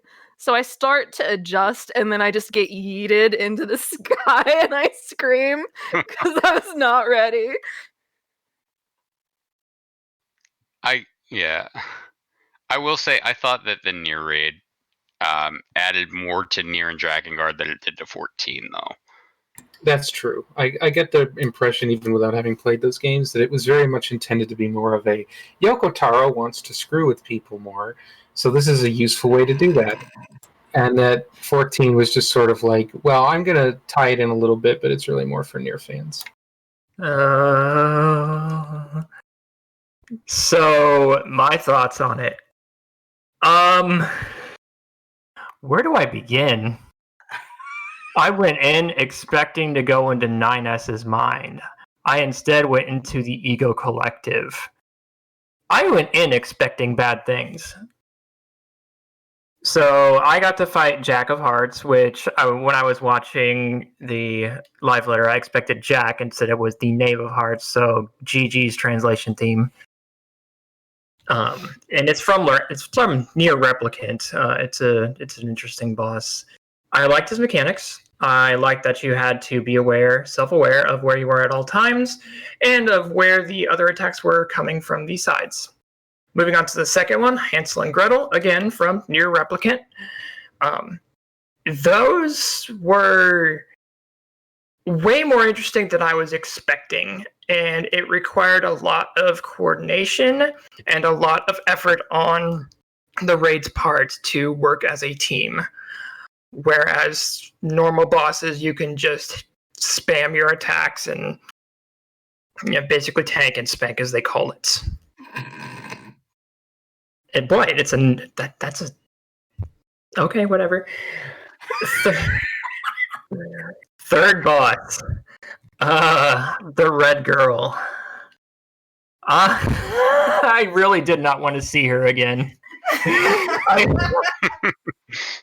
I wanted her dead, and I didn't want her to come back because I hated her in Automata, and then we had, of course, that little phase transition where we got to hack, quote unquote, and break out. That was fun. Mm-hmm. I really wish there was more stuff like that in 14, where just like it's mini games, and it's a throwback to all kinds of references to other games. Evilise kind of had that with the music and such and the names, but didn't quite capitalize on the fan service that the Nier raids did. Then we move on to the elevator scene with the two machines. It was just basically a repeat of the first fight. So it wasn't really interesting, wasn't really exciting. Just, it's an elevator fight. It's turn 5 of Bahamut. You fight in an elevator. And then we get to the final one. I'm looking up at a portal in the sky. And my mind instantly goes to, I would like to go back down, please.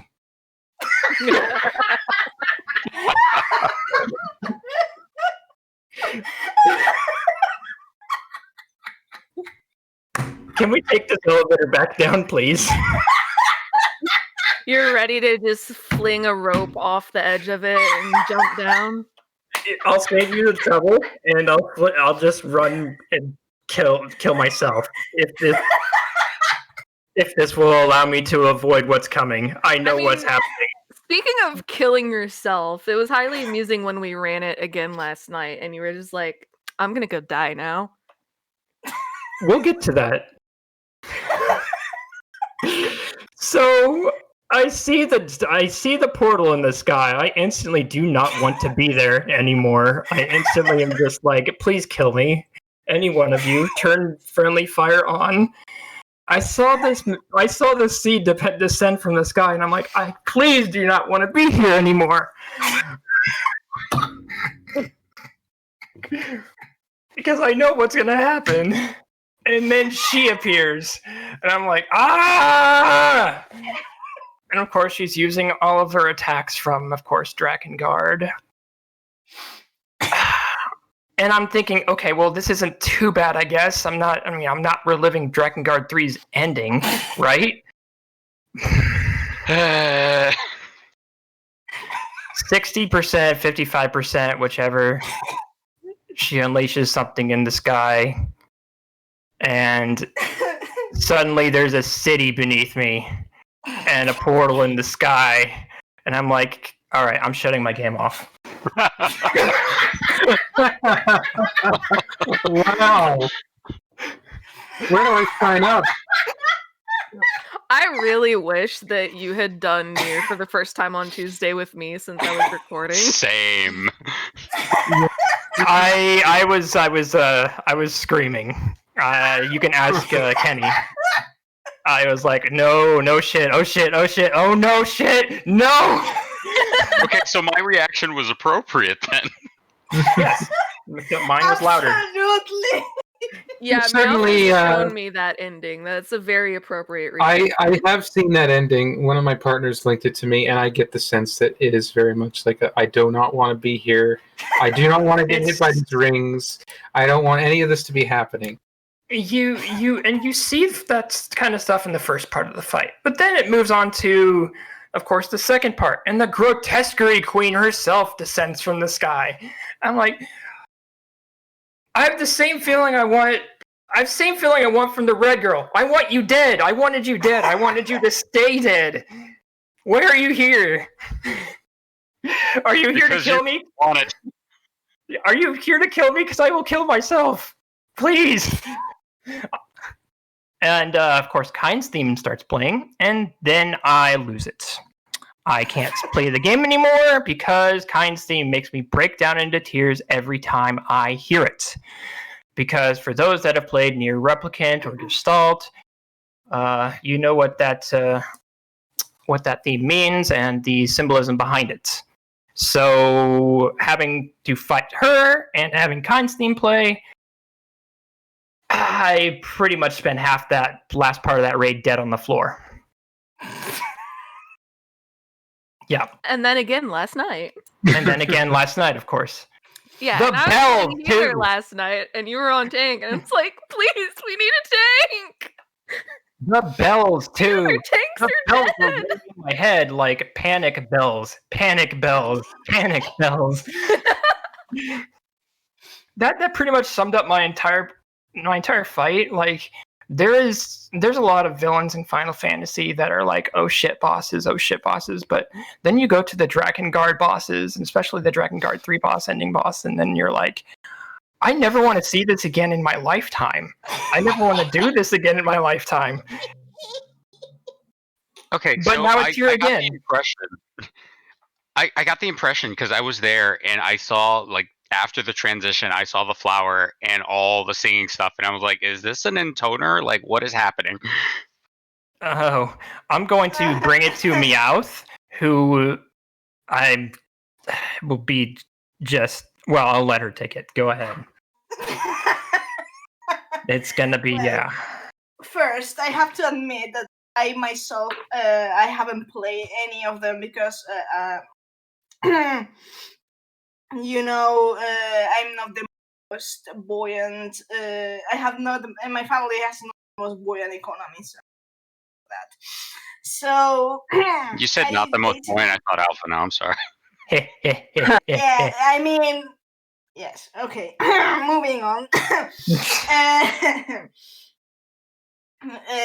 So my experience with Drakengard and Nier was really, I mean, it's from a friend that actually got me into it, but of course I have to watch it in YouTube, which is well, but still, if you can play, you watch it, right?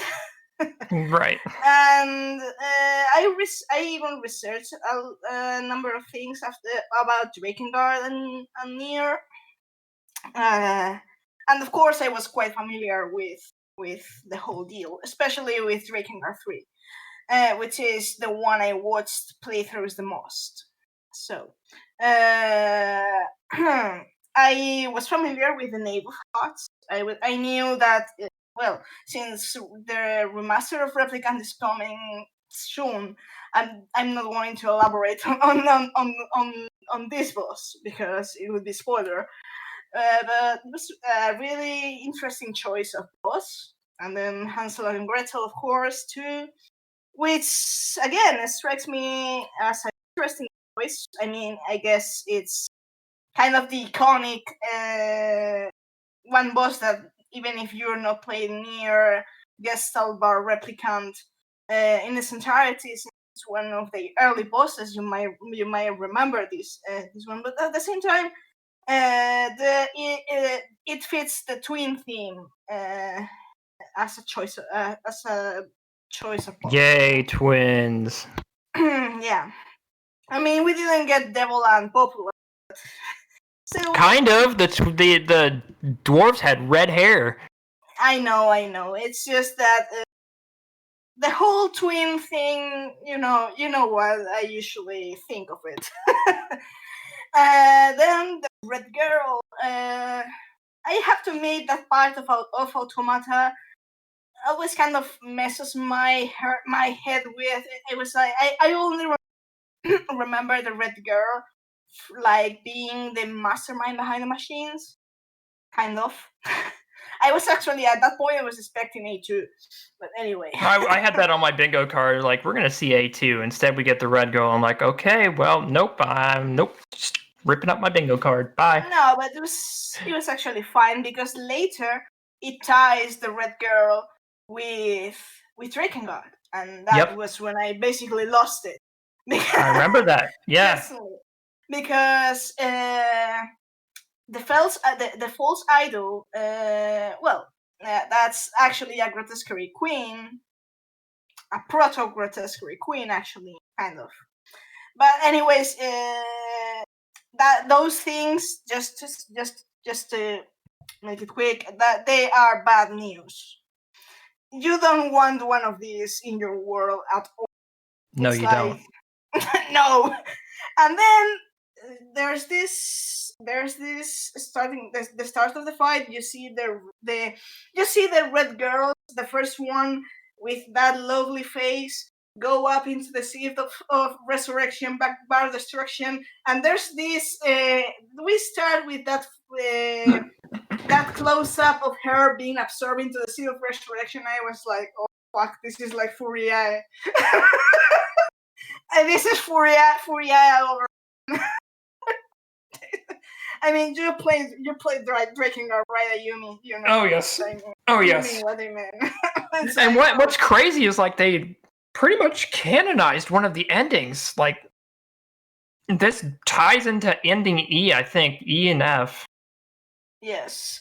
I mean, it ties too with the fact that if it canonized Drakengard's ending E, that's the ending that leads to Nier. That canonizes, I don't know which ending Nier, Gestalt Replicant, it canonizes, I guess it's the first one when things happen. And of Automata, I think it canonizes the final ending. That's ending I can't remember. But for Drakengard 3, it canonizes ending A, because if the grotesquerie queens exist, that's because the flower was not destroyed, like in ending D, I think it was. That's D. the final battle with the flower. D. But in Drakengard 3, which is a prequel to Drakengard 1, it's a mess. There's a lot. It's like the Fate series. I know many people were reminded of Drakengard 1, of course. I mean, it's Nier, it's Drakengard. But the moment I heard the bells and I saw her in front, I was, oh fuck, it's the flower! Yep. And it's like, where are you, Mikhail? We need you! It's the portal in the sky. Nope, not this. There's the city. Nope.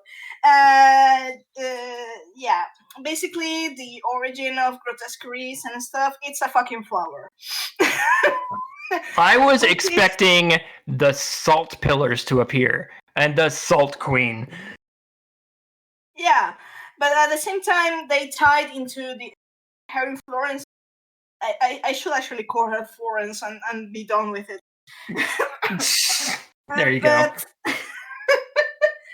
But at the same time, that mechanic where the heavy arms, that's sides center. I think that's from Adam or Eve's battle in Automata, I think, which is also interesting.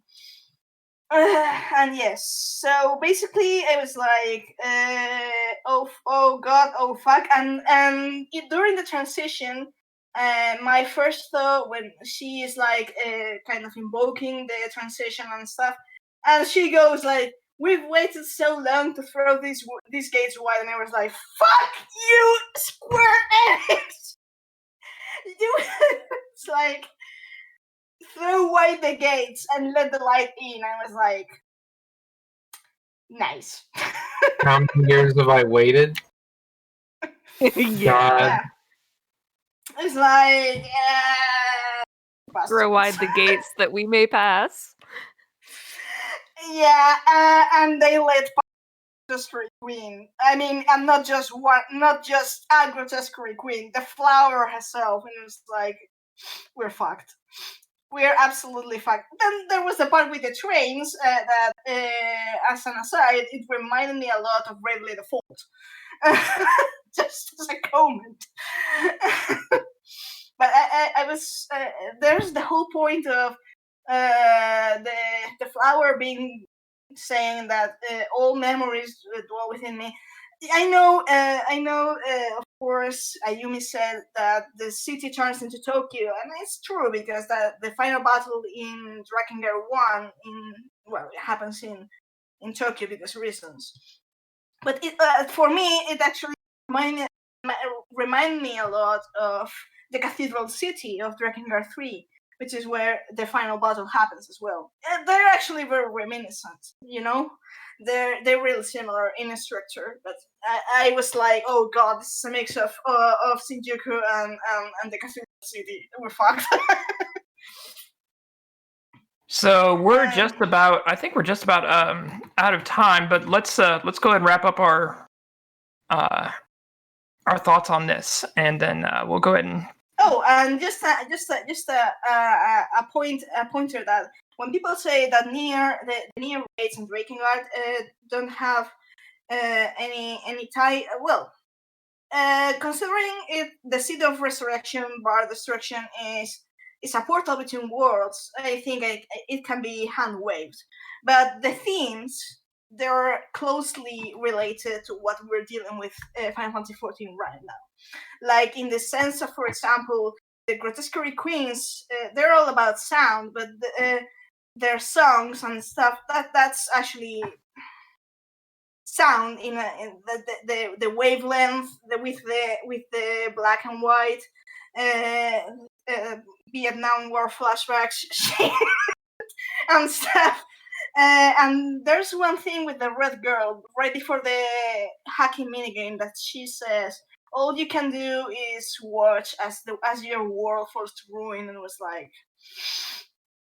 thank you for the reminder. but here's a reminder though. Do you remember when the first one copied Factory? When you passed the third boss or whatever, or second boss, or you're on your way to the third boss, and you go out of the factory, and the twins are like, ew, what's this stuff falling from the sky? And it's actually Anog who chokes in the and it's salt, and it's mineral salt, and I'm freaking out like, oh no, not WCS. No. Yeah, like basically. I'm like, I actually turned on my helm after that, like out of reflex. Like, I'm not doing this again. Helm, visor on.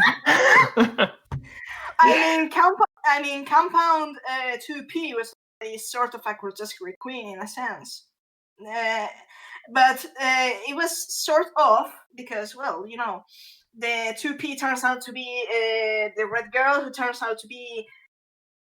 I mean, this may be a theory, but the red girl being related to the Grotesqueries would make them related to the cult of the Watchers, who comes from Mana, who comes from one's brother, and that's Drakengard 3 and ending A, and it's like, oh fuck, what have you done, Yoko Taro?